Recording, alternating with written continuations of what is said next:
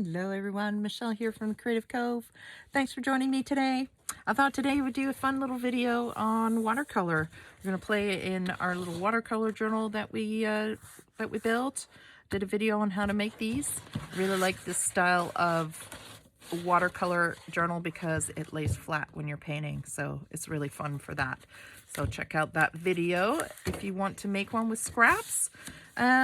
So you can tell these are scraps because they're very long and narrow, and I do like the challenge of trying to put something interesting in a dynamic shape like this. I don't have a huge page where you get to play. You're kind of stuck within this shape.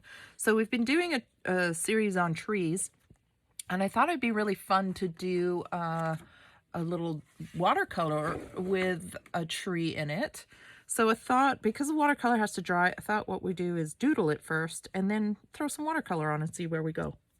So I wanted to do a pine tree because I love pine trees. So I thought I would do my good old-fashioned Eastern pine. So I am going to use my Uni-bal.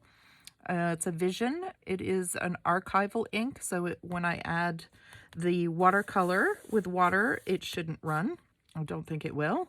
And I will try and remember to link the pen for if you're interested in one of these.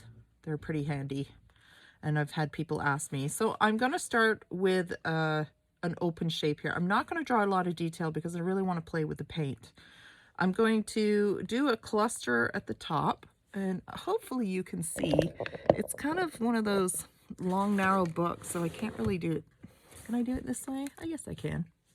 So I'm going to give my trunk just an indication of a trunk because I'm not sure how big I want it yet. And then I'm going to do more clusters of these kind of fun branches that these trees have. And I don't know what I'm doing. I'm just going to play. Just going to have some fun and just scribbling in some shapes here. Some fun little, and a very narrow, right? So I can't go as wide as I might like, but that's okay. It's just a challenge. Kind of force yourself to think outside the box here a little bit. So I'm just going to scribble in an indication of some trees, branches here. I do want a nice big fat trunk on this guy. Maybe a final branch in the bottom coming towards me. A bit chunkier on this side. And again, it's really just scribbling. Just scribbling in some indication here. Normally I like to draw after I've watercolored, but I thought because we have to wait for it to dry so long, let's do this part first and then see where it takes us. So I'm just scribbling in, very loose. I'm not even holding it like a pen, I'm holding it back here like a paintbrush. Just trying to get an overall feel and form of this tree. Make sure I have no patterns.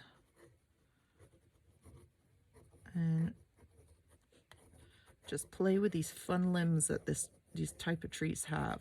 And they do have some fun limbs. Maybe some dead branches coming off here. They do get pretty beaten up in the weather, these types of trees.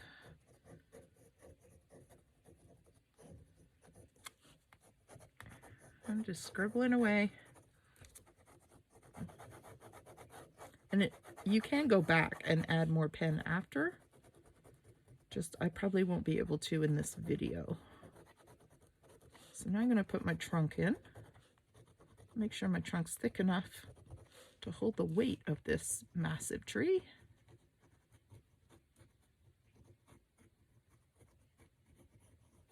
And give it a little bit more oomph at the top here. Okay, I think that's kind of fun. So this is a really fun exercise in your scrap to do on your scraps.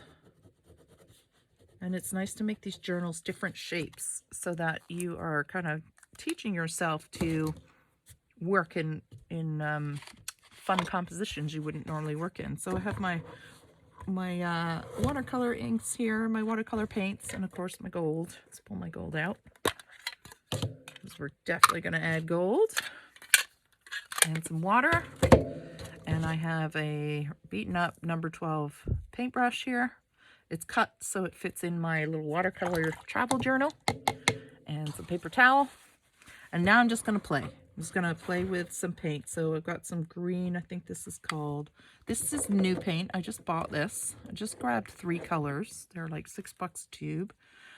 This is Koi watercolor paint. I've never used it before. This is a yellow green. That's the yellow green.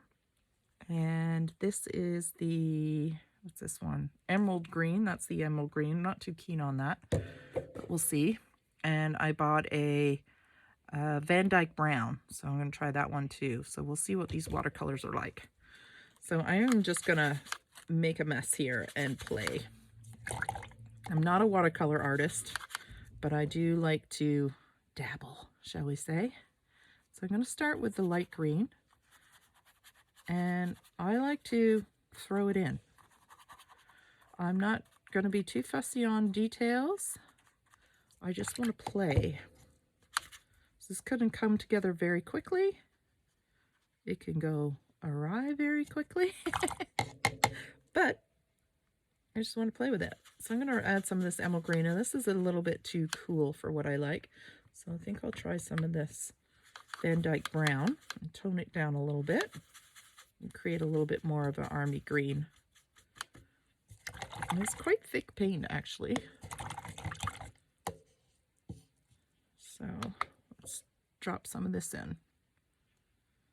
And remember, watercolor will dry significantly lighter than when it first goes on. So just building up some value here by adding a little bit of a darker green in. Again, very loose. Just having fun. Great way to loosen up your watercolor techniques.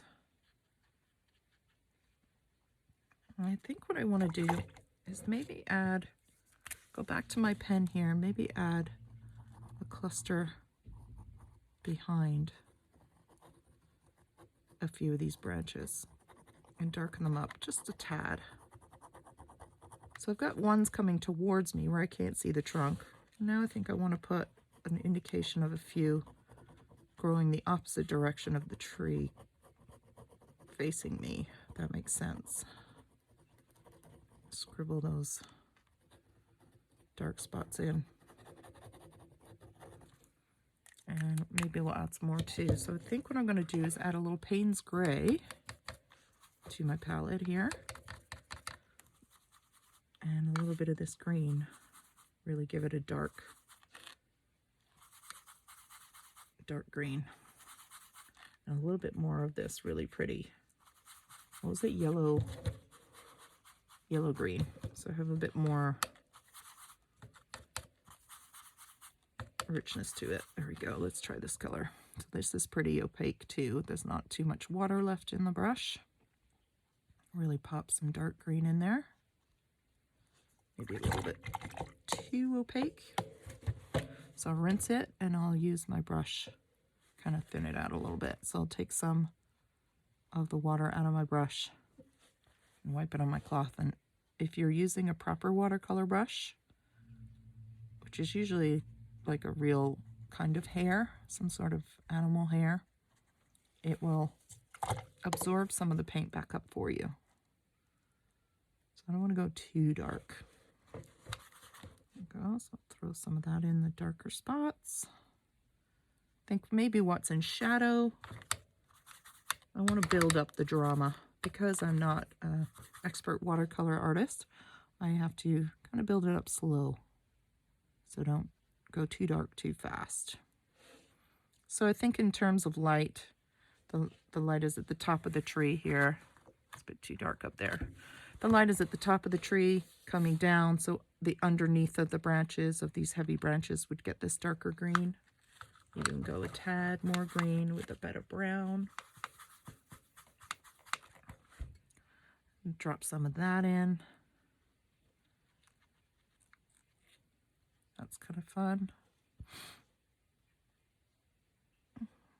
And I mean, you can You can be really artsy about it. You could paint this in purples and blues. It doesn't have to be a green tree. Your tree could be any color you want it to be. So I think what I'll do now is do something on the background, even though this is wet. I'll try this ultramarine. I'm pretty sure this is ultramarine. Maybe throw a little bit of that brown in with it. I'm just kind of making up my own colors here. It's the beauty of watercolor. I'm just going to put a little bit of drama in the background. I don't want to, oh, that's my hair. I don't want to go too dark, but I want to throw that in, and maybe where it's wet, kind of soften a few of the edges here of that tree. So it's a bit of a gray color going in.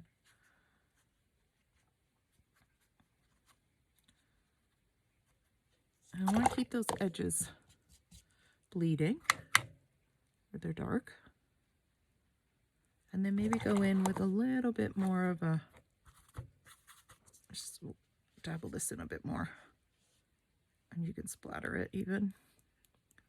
I want to go in with maybe a touch of blue, just a touch. I'll throw that a little bit more blue in there.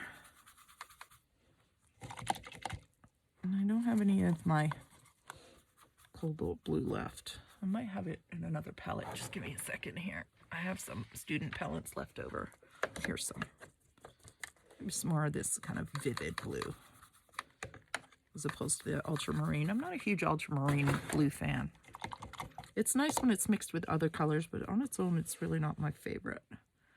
Just kind of liven up the image here with a little bit of sky blue in the back. And it will grab, again, because it's not dry. I'm not waiting for it to dry. It will bleed with other colors. And that's some of the fun with watercolor, is they'll react, different colors react differently. Some absorb other color paints, some repel them, some are more dominant than others. It's quite a science behind watercolor paint. So I'm just gonna wipe off some of the edge here. Bleed all over the place. And I just stuck down some washi tape, which I reuse over and over again. So washi tapes can be pretty expensive, but I find they work quite well with watercolor. What else can we add in here? So something pizzazz in this tree. Maybe some burnt sienna to warm it up even more. Do the trunk in a burnt sienna, maybe. Just an indication of the brown trunk. Have that kind of bleed. Maybe add a little bit of that. And maybe a little bit of yellow. Mix that over here. A little bit of yellow. I think this is yellow ochre that I'm using. And burnt sienna. Maybe add a little bit of water to that. So I don't want it too rich. Just kind of dot that in there as well. That's really a nice warm color.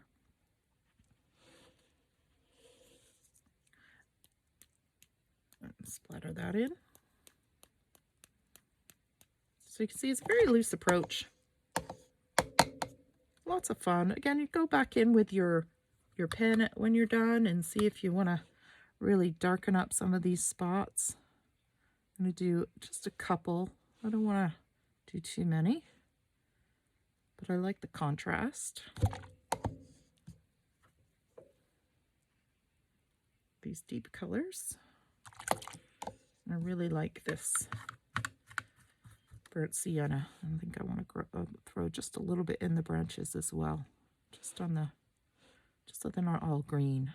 There's her branches in there without going too overboard. It's kind of nice because it's bleeding into the sky, which I like. It's kind of fun. I do like that. So let's put some gold in there. So I think what I'm going to do is just absorb some of these puddles, just so that we're not all day waiting for things to dry. Just a little bit on the side here. And what we'll do is we'll activate our gold. This gold takes a little bit of activating. But there's something about gold paint. Like, yes, please. Just love it in my watercolors. And as you can see, I'm learning watercolor as I go as well.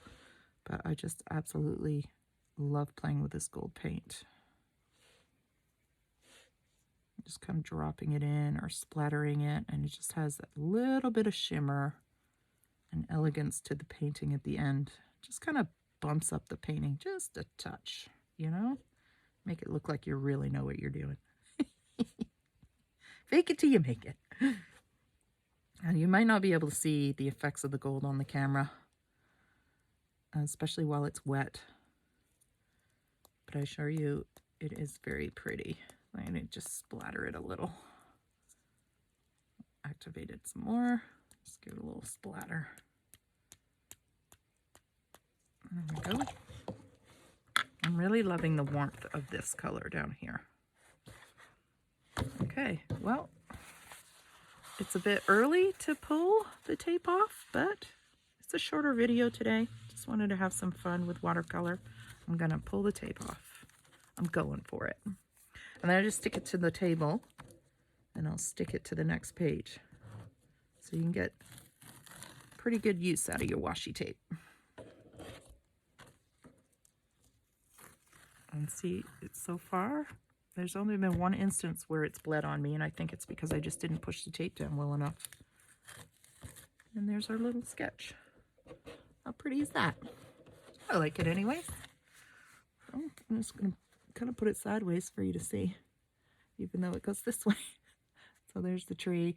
I hope you can see some of the gold in there. It's still pretty wet, so it's not as shimmery as it will be when it dries, but it's just so pretty. And then there's just the indication of the sketch behind. It just gives you a little extra detail. And that's today's little watercolor video, which I really love making these. Now this is wet, so it will kill your pen if you use it, but I'll do a little signature before I forget and have some fun with that. So that's it, guys. I hope you enjoyed. Hit the subscribe button and the like button, and any comments, constructive criticism you might have, or suggestions on what you might like to see. I would love to hear from you. All right. Take care. Bye.